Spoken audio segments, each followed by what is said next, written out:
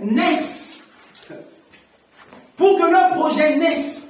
En fait, ils avaient un projet, c'est-à-dire je donne un exemple, par exemple, une femme qui est enceinte, elle veut avoir un bébé.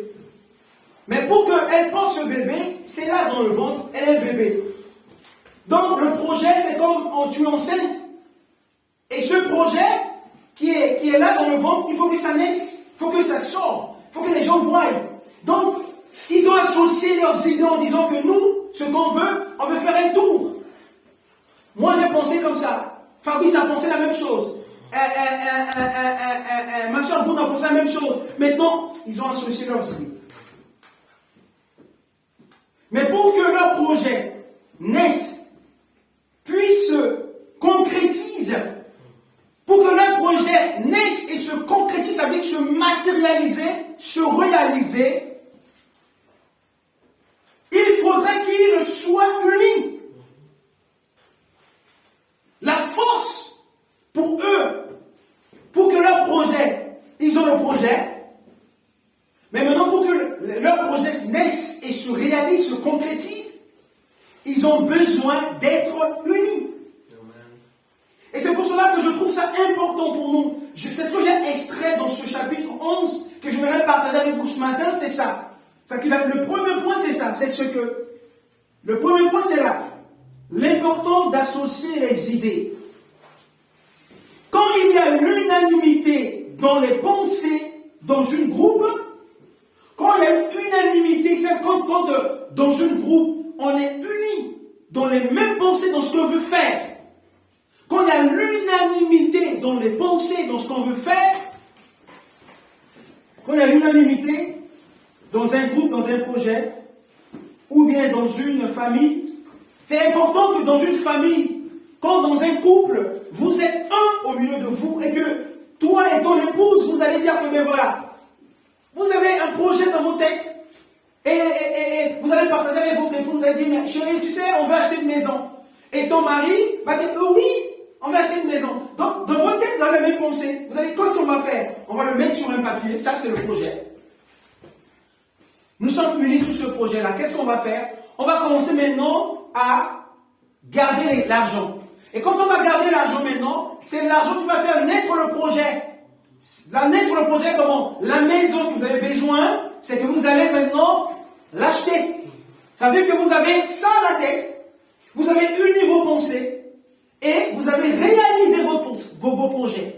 Et c'est ça qui est important. Et c'est ce que la Bible dit. La Bible dit quoi? La Bible dit que ils dirent l'un et l'autre, allons-nous, faisons des briques. Donc, ils ont associé leurs pensées. La première chose. La première chose, ils ont associé leurs pensées. C'est ça qui est important. Et si les pensées sont divaguées, si on veut faire quelque chose ensemble et que les autres pensent à gauche, les autres pensent à droite, on n'arrivera jamais. Et ces projets ne se réalisent jamais. Si dans votre vie de famille, que vous avez un projet à réaliser pour vos enfants, il faut que vous soyez unis entre vous deux avec ton épouse et que vous décidez ce projet ensemble et que vous priez derrière ce projet et que vous présentez ce projet à Dieu. Vous dites, voilà, nous avons un projet et nous voulons la réaliser. Et qu'est-ce que nous allons faire pour la réaliser? Et c'est à ce moment-là que Dieu va voir la force de l'union qui est derrière et que vous allez commencer à associer maintenant l'argent pour réaliser ce projet. Et la Bible dit que la première chose, ils ont associé les idées.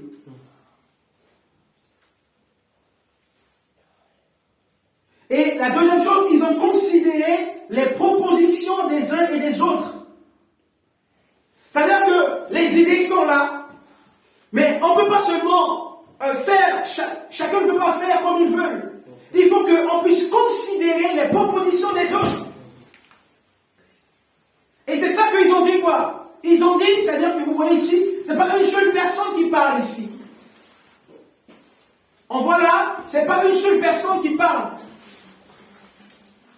On arrive maintenant à partir du verset, on reste dans le verset 3. Ils disent l'un et l'autre, comme je dis, le verset 3, ils se disent l'un et l'autre, c'est qu'ils sont en train d'associer les idées.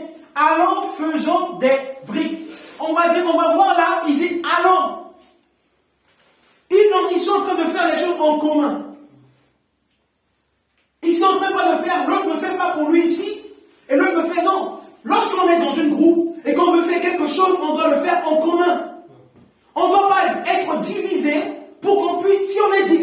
ne va jamais réussir, on ne va jamais y arriver. C'est pour cela que c'est important dans notre vie de couple, dans notre vie de famille. On ne peut jamais dans une maison diviser, être divisé. La force dans une maison pour grandir, pour avancer, pour réaliser nos projets, lorsque nous sommes unis, lorsque nous sommes un entre nous, et qu'on va bâtir quelque chose, et cette chose-là va se réaliser. Et ils ont dit, allons-nous, on va tous le faire. On va aller fabriquer les briques. Et quand ils disent, on va fabriquer les briques, tout le monde était là.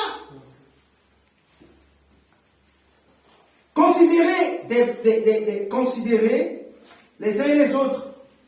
Lorsque nous mettons en valeur les propositions des autres, nous pouvons réaliser des choses extraordinaires avec l'aide de Dieu.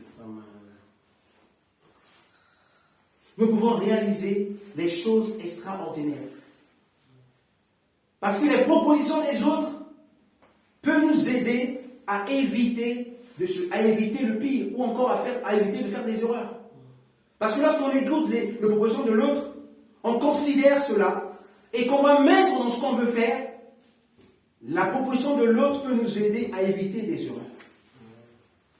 C'est très important cela dans un groupe et dans une vie de famille. Elle est une force.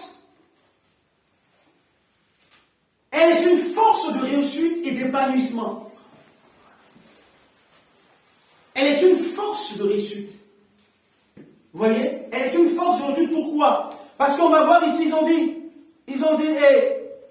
ils sont partis faisons-nous des briques et cuissons des pierres et des bitumes leur servit de ciment. Il dit encore, allons bâtissons. Voilà, ils se disent ici, allons bâtissons. Et ça vient qu'ici, on va voir aussi que dans ce qu'il veut faire, quelqu'un ne veut pas dire que non, c'est son boulot, il va faire seulement. Tout le monde est dedans. Tout le monde met la main à la pâte. Tout le monde donne sa force. Tout le monde donne ce qu'il pouvait. Tout le monde est là. Tout le monde est prêt. Tout le monde dit, allons-y, allons, faisons-le. Et c'est important que dans le groupe, dans ce qu'on veut faire, que les gens ne restent pas en arrière en disant que c'est pas notre boulot, c'est pas pour moi, c'est pas voilà, et que l'autre, et tout le monde reste en arrière, lui seul il est devant, il est en train de faire. Non, c'est pour tout le monde. On veut réussir ça, on veut faire ça pour le Seigneur, on veut acheter ça, on veut faire ça pour le Seigneur, que tout le monde va dans le même sens. C'est pas seulement de dire que lui, comme c'est lui qui a l'idée, comme c'est lui qui voulait faire, on le laisse le faire. Non. Ils ont dit, allons. Allons. On parle ici de commun accord. On parle ici d'une unité. On peut être 10, mais en un. On peut être 20, mais en un. On peut être 50, mais en un. On peut être 100, mais en un. Ça veut dire quoi? Ça veut dire qu'on est 100, on a le même langage, on a les mêmes pensées. On a le même objectif. Et qu'est-ce qu'on fait? On avance. Et c'est ce qu'ils ont fait, ces hommes. Et la Bible dit, il leur servit de bitume. Et le verset 4, il dit encore, allons, bâtissons une ville. Comme j'ai dit, le travail d'équipe, le troisième, le travail d'équipe. Le travail d'équipe, la participation individuelle et volontaire. Le travail d'équipe, ce qui va rendre fort le travail d'équipe, c'est le travail individuel. C'est-à-dire que chacun, la participation individuelle est volontaire. La participation individuelle est volontaire. Dans le champ de Dieu, dans ce qu'on fait pour le Seigneur, on doit être volonté. On ne doit pas nous forcer à le faire. On ne doit pas nous obliger à le faire. Ce que nous faisons pour le Seigneur, nous le faisons par amour. Tout ce que nous faisons pour le Seigneur, la prière, donner les offrandes, servir le Seigneur, balayer l'église, faire ceci, faire cela, on le fait individuellement, volontairement pour le Seigneur. On ne le fait pas par obligation. On ne le fait pas. Et quand on voit dans ce que les hommes là, de ce que ces hommes, ils ont préparé pour réaliser, on volontarisme. Ils sont volontaires, individuellement. On ne les a pas forcés ici. On voit que tout le monde qui est là, individuellement, il est déterminé de faire quelque chose. Volontairement. Et c'est ça qui est important. Moi, je pense que dans l'Église n'est pas là pour forcer les gens. L'Église n'est pas là pour obliger les gens à faire des choses. Mais l'Église doit savoir dire aux gens que voilà, si vous aimez Dieu, servez-le avec amour. Amen. Non, ne le servez par l'obligation. Et comme je dis, le travail d'équipe, la participation individuelle et volontaire amène beaucoup d'enthousiasme dans l'équipe. Les choses de Dieu ne doivent pas se faire les choses de Dieu doivent se faire avec amour. Et elle est volontaire, sans aucune obligation de la part et des autres, afin d'éviter les remords. Vous savez, lorsqu'il y a certaines personnes qui ont servi Dieu par l'obligation et ils sont en train de regretter. On ne peut pas servir Dieu, on regrette. Non. Amen. On ne peut pas servir Dieu. Moi, je ne peux pas servir Dieu, je regrette. Ou je ne peux pas faire quelque chose pour Dieu, je regrette. Je ne peux pas donner de l'argent pour Dieu, je regrette. Je ne peux pas aller servir Dieu, ou j'ai fait ça, je regrette. Mais il y a des personnes, comme ils n'ont pas servi Dieu volontairement, ou encore on les a obligés de le faire, ou encore ils n'ont pas reçu dans leur cœur de le faire, mais ils n'ont fait ça pas complaisance parce que quelqu'un les a dit, et bon, ils l'ont fait quand même. Mais non. Amen. On ne peut pas faire quelque chose, on ne peut pas faire les choses de Dieu parce qu'on nous a dit non. Ça doit venir de là. Ça doit venir d'ici. Ça doit venir de notre cœur. Parce qu'on aime Dieu, on le fait volontairement. On ne le fait pas parce qu'on a vu quelqu'un faire, parce que j'ai vu ma copine à faire, parce que j'ai vu mon copain à faire, que je dois le faire. Non, je le fais pour Dieu. Et elle ne doit pas gérer, elle ne doit pas amener un remords dans mon cœur que je ne dois pas regretter quand je sers Dieu. Non. Mais nous devons faire attention à cela. Parce que beaucoup de personnes, ils disent parfois que non. Et il y a des personnes qui disent ça. Eh bien parce que j'ai pris le temps de faire ça pour Dieu, j'ai pris le temps de faire ça pour Dieu. Regarde, je suis tombé malade. Regarde, il y a ça qui est arrivé dans mon couple. Regarde, mon enfant qui est comme ça. Regarde, il y a ça, il y a ça. Non, on ne peut jamais servir Dieu et avoir des regrets. Non. Je n'ai pas le regret pour servir le Seigneur. J'ai le regret peut-être que ce que les gens m'ont fait, mais je n'ai pas le regret de ce que Dieu m'a fait. Non. Je n'ai pas le regret parce que Jésus, il m'aime toujours, il me protège toujours, il prend toujours soin de moi. Je n'ai pas de regret pour cela. Et c'est pour cela qu'on doit faire attention. On doit faire attention. Que j'ai été forcé à le faire, alors que Dieu ne fonctionne pas ainsi. Dieu ne fonctionne pas comme ça. Dans le fonctionnement de Dieu, Dieu fait toutes choses par amour. Dieu ne fonctionne pas comme ça. Dieu ne fonctionne pas comme nous. Et on voit dans la vie de ces hommes-là, la première chose, ils ont associé les idées. Ils ont considéré les propositions et le travail d'équipe. Et leur travail d'équipe. Et ce qui m'a impressionné ici, c'est ce que je veux partager avec tout à l'heure. Écoutez. Il dit encore, allons, bâtissons une ville, une tour, dont le sommet touchera au ciel. Et faisons-nous un nom.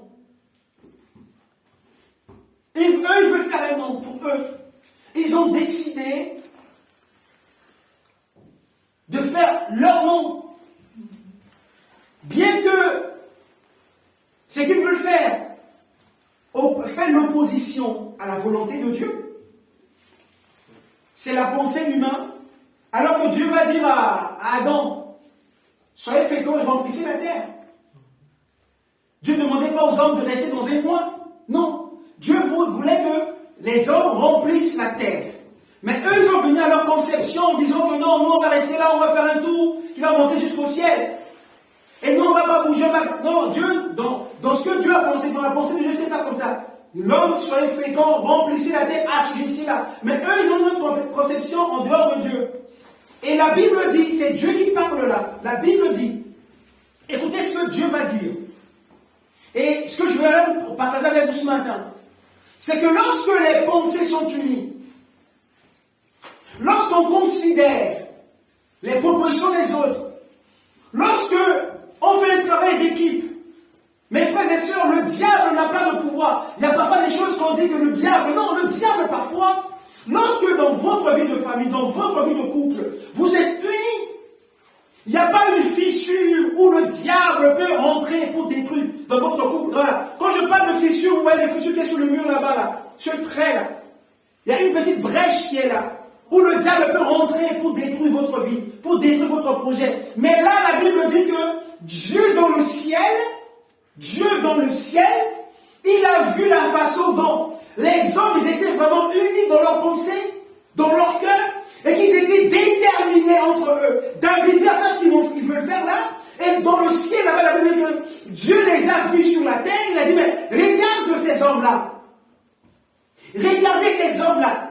Ce qu'ils ont décidé de le faire, de l'entreprendre, personne ne peut les empêcher. Ça veut dire que même le diable, même le monde de ténèbres, même la puissance de l'enfer, ne pouvait pas résister à ces hommes-là. Parce qu'entre eux-mêmes, ils étaient vraiment unis. Ils étaient forts. Et qu'il n'y a même pas de brèche. Et la Bible dit que ce n'est pas le diable qui a parlé, mais c'est Dieu lui-même. Donc ça veut dire quoi? Ça veut dire que lorsque nous sommes unis dans un groupe, et que nous voulons travailler pour Dieu, et que nous voulons avancer pour Dieu, et que nous voulons faire quelque chose pour Dieu, si nous sommes unis dans notre groupe, dans la même pensée, dans le même cœur, et que nous sommes déterminés, que nous voulons avancer, il n'y a rien du diable ou des démons qui peuvent venir empêcher cela. Parce que quelquefois, on veut faire l'éloge des démons, on veut faire l'éloge du diable, mais le diable n'a pas le pouvoir lorsque nous sommes unis. Le diable rentre au milieu de nous pour détruire lorsqu'il y a des désunions, lorsqu'il y a des incompréhensions. Il y a un esprit d'orgueil qui est là. Lorsque le moi rentre au milieu. Mais lorsque nous sommes unis dans les mêmes pensées, Dieu est avec nous. Amen. Amen. Et on voit là, qu'est-ce que la Bible dit? Verset 4, au chapitre 4, ils ont dit, dire encore, allons, bâtissons une ville et une tour dont le sommet touche au ciel, et faisons-nous un nom, afin que nous ne soyons pas dispersés sur la face de la terre. Écoutez, même eux, ils ne voulaient même pas, ils n'aimaient même pas la division. Ces hommes n'aiment même pas la division. Ils ne veulent même pas se séparer. Vous voyez un peu cela? Ils ne veulent même pas se séparer. Pour eux, ils veulent être là ensemble. Ils veulent être ensemble. Et c'est ce que nous devons désirer tant qu'Église et de tant que les enfants de Dieu. On doit s'être ensemble. Être unis. Et le verset 5, l'Éternel descendit. Et moi, je vais vous lire ça dans ma version ici, excusez-moi sur mon téléphone. Genèse au chapitre 11, le verset 5, on dit, écoutez, on dit le verset 5 ici, on dit, l'Éternel descendu pour voir la ville et le tour que construisaient les hommes, et il dit, les voici formant un seul peuple. Dieu voit en eux qu'ils sont unis, et ils sont une force, et que rien ne peut les ébranler, rien ne peut les empêcher d'arriver à concrétiser leur projet. Et la force de l'Église de Dieu, si l'Église de Dieu est unie, si nous sommes unis entre nous, on peut faire des grandes choses pour Dieu. Et les gens écouteront de loin qu'il y a quelque chose que Dieu est en train de faire ici à Belleville. Il y a quelque chose que Dieu est en train de faire ici à René-Durette. Et si on est un, ce qui est important, c'est l'unité. Le commun accord. Être en commun accord. C'est ça la force. Et c'est ça que la Bible dit, le verset 5, l'Éternel descendit pour voir la ville et le tout. Et le verset 6, il dit, les voici qui forment un seul peuple et ont tous une même langage. C'est ce que Yasmine dit, c'est ce que je dis. C'est ce que Bruno a dit, c'est ce que je dis. Ce que Irène dit, c'est ce que je dis. C'est ce que Fabrice dit, c'est ce que je dis. C'est pas que je dis autre chose, Fabrice dit autre chose. Non, on a le même langage. Et quand on a le même langage, c'est que le diable ne peut même pas nous manipuler. Le diable ne peut même pas rentrer au milieu pour dire des choses. Parce que quand Fabrice dit non, moi je dis non. Yasmine dit non, Bruno a dit non. Irène a dit non. C'est fini. Il n'y a pas de brèche. Le diable est perdu. Il ne sait pas comment il peut rentrer pour faire le dégât. Il n'y a rien. Parce que là, il sait que toutes les portes sont fermées, hermétiquement fermées. Parce que là, Fabrice, non. Ryan dit non. Yasmine, non. Bruno, non. Junior, non. Chris, non. Moi, non. C'est fini. Ah, mais moi, je vais rentrer. Il ne peut pas rentrer parce qu'il est fermé. Comment tu peux rentrer maintenant? Quand la porte est fermée. C'est fini. Et on voit là. Et c'est Dieu qui dit. Et ont tous le même langage. Et voilà ceux qui ont entrepris, maintenant rien ne les retiendra de faire ce qu'ils ont projeté. Alléluia. Rien ne peut les empêcher de réaliser ce qu'ils ont projeté. Et ce matin, je prophétise au nom de Jésus-Christ que tout ce que nous avons projeté dans notre cœur, dans notre vie, le Seigneur va nous aider à les concrétiser. Amen. Tout ce que vous allez, les projets que vous avez dans votre cœur, Fabrice et Bruno, Yasmine et Ryan, Junior et Chris, Bertrand et Selma, nous allons réaliser cela au nom de Jésus. Nous allons réaliser cela au nom de Jésus. Amen. Amen. La force de l'union, d'être en commun accord. Et la Bible dit, même Dieu, le verset 7, qu'est-ce que Dieu dit? Allons, descendons. Dieu va dire allons, c'est Dieu qui va dire allons. Et quand Dieu va dire allons, ça veut dire que Dieu va aller, Jésus va aller avec Dieu, le Saint-Esprit va aller avec Dieu. Les trois, ils vont descendre. C'est pas seulement quand Dieu dit allons, Dieu ne parle pas, non. C'est Dieu le Père, Dieu le Fils, Dieu le Saint-Esprit. Dieu n'a jamais en désaccord avec lui-même. Et c'est ce que Dieu nous invite à le faire. Et nous, étant qu'Église de Dieu, nous, étant que peuple de Dieu, nous devons faire la même chose. En prenant l'exemple de ces hommes-là.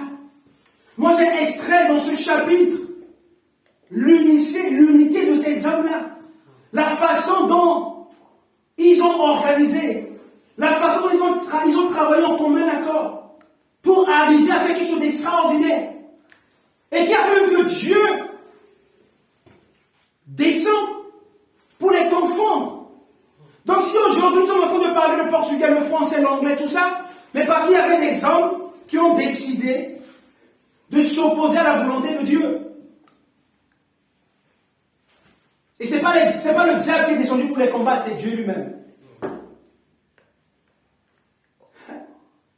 C'est extraordinaire, n'est-ce pas? Allons, descendons et les embrouiller l'un l'autre afin qu'ils ne se comprennent plus mutuellement. C'est-à-dire que Dieu est descendu au milieu d'eux. Lui-même qui est descendu pour les mettre dans la confusion. C'est-à-dire que même le diable ne pouvait rien faire pour eux. C'est pour cela que nous, on n'élève pas le diable, nous.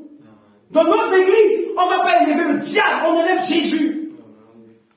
Si vous croyez avec moi, amen. On n'élève pas le diable, on élève Jésus. Parce qu'on sait que si on est en commun accord entre nous, et si on est en commun accord avec Jésus, le diable n'aura pas sa place au milieu de nous. Et tout ce que nous voulons faire pour le Seigneur sera là au milieu de nous, et il va se concrétiser, il va se matérialiser, et il va agir dans nos projets. Et la Bible dit, même le diable, c'est ce que je disais, je dis même, regarde, quand les hommes ont décidé d'être unis, même le diable n'avait pas eu de place. Même le diable n'avait pas la force pour les bloquer. Même le diable n'avait pas la force pour les empêcher à réaliser ce qu'ils avaient sur leur cœur. Et c'est important, c'est pour cela que Jésus, il Il va nous dire dans Matthieu chapitre 18. Matthieu chapitre 18. Gloire à Dieu. Matthieu 18, verset 19.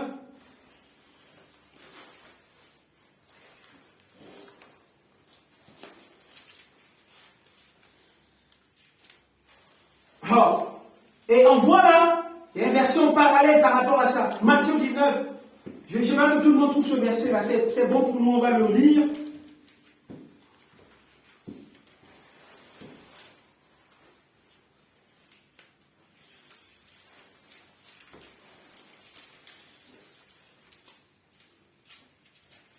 Matthieu chapitre 18, verset 19. Oui. La Bible dit, je vous le dis encore que si deux d'entre vous s'accordent, regardez ici, s'accordent. Et c'est ce qui est important ici. La Bible insiste sur ça. La Bible dit qu'il faut qu'on s'accorde d'abord. On peut rester dans un même lieu. On peut prier, on n'est pas en commun accord. Et ce qui est important pour nous, étant qu'Église de Dieu, on doit être en commun accord. Lorsqu'on est en commun accord, c'est là qu'on va expérimenter la grâce de Dieu. C'est là qu'on va expérimenter le miracle de Dieu. Si on veut voir la gloire de Dieu au milieu de nous, si on veut voir la manifestation de la puissance de Dieu, si on veut expérimenter la prospérité de Dieu, si on veut expérimenter la bénédiction de Dieu, Dieu nous demande d'être en commun accord. Je vous le dis encore, que si deux d'entre vous s'accordent sur la terre pour demander quoi que ce soit, cela leur sera accordé par mon Père céleste. Qui parle ici, c'est Jésus. Jésus est en train de parler à qui? À son Église. Jésus est en train de parler à nous, en nous disant que si nous sommes accordés, si nous sommes en commun accord, et qu'on demande quelque chose à Dieu, quelque chose qu'on veut que Dieu puisse faire au milieu de nous, dans notre vie de famille, dans notre vie de couple, dans la vie de nos enfants. Mais si nous sommes en accord. Et comme je disais, l'unanimité des pensées, et qu'elles visent les mêmes objectifs. C'est ça le problème. L'unanimité des pensées qui visent les mêmes objectifs, c'est ça exactement. Si nous sommes là et nous sommes en commun accord, qu'on veut prier, exemple là, on veut prier pour quelque chose et on est en commun accord, Jésus nous dit ici, je vous le dis encore. Il insiste.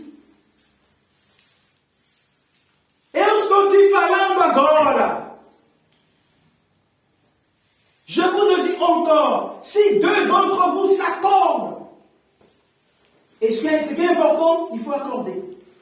Il faut être en commun accord. Être en commun accord qui va débloquer la situation. Qui va vous faire expérimenter le miracle de Dieu, le surnaturel de Dieu.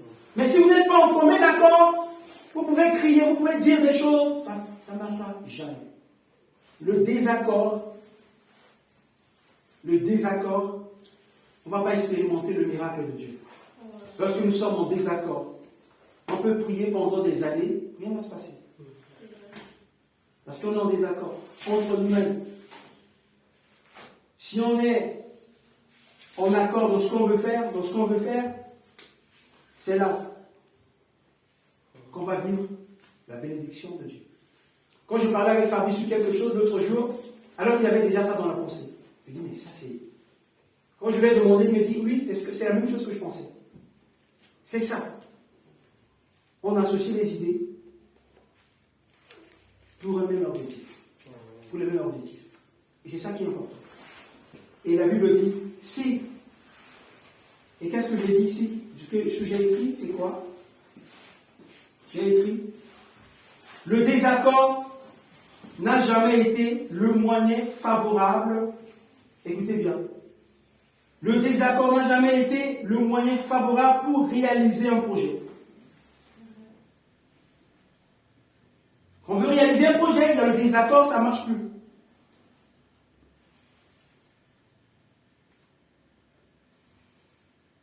Dieu Dieu qui aime que les hommes, entre eux, soient en pleine harmonie.